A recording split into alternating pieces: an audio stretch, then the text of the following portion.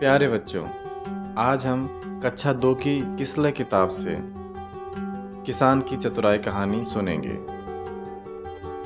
यह कहानी है एक किसान और एक भालू की। एक किसान था, वह अपना खेत जोत रहा था।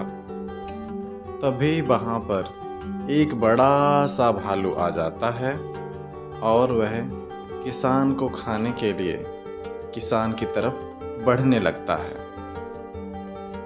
जैसे ही भालू किसान पर हमला करता है, किसान तुरंत उससे कहता है कि आप मुझे क्यों मारते हो?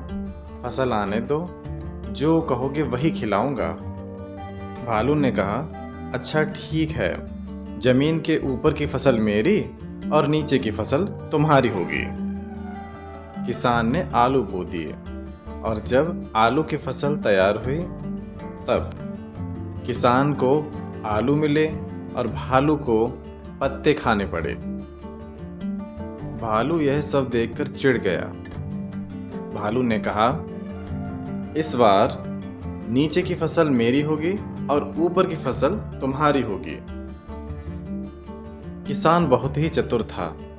इस बार उसने अपने खेतों में गेहूं की फसल बोई और गेहूं कुछ दिन बाद तैयार हो गया। भालू इस बार फिर से चिढ़ गया। भालू को मिली फसल की जड़ें और किसान को मिले गेहूं जिसका आटा बनता है। भालू ने सोचा, यह किसान मुझे बार बार बेवकूफ बना रहा है। तब भालू ने किसान से कहा, इस बार सबसे नीचे और सबसे ऊपर की फसल मेरी होगी और बीच की फसल तुम्हारी होगी। और तब चालाक किसान ने इस बार अपने खेत में गन्ने की फसल बोई और कुछ दिन बाद गन्ने की फसल भी तैयार हो गई। इस बार भालू को मिले पत्ते और जड़ें और किसान को मिले गन्ने।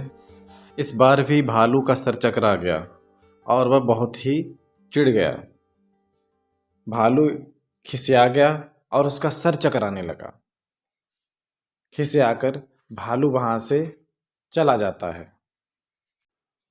इस प्रकार चतुराई से काम लेकर किसान अपनी जान भी बचा लेता है और मन ही मन बहुत ही खुश होता है।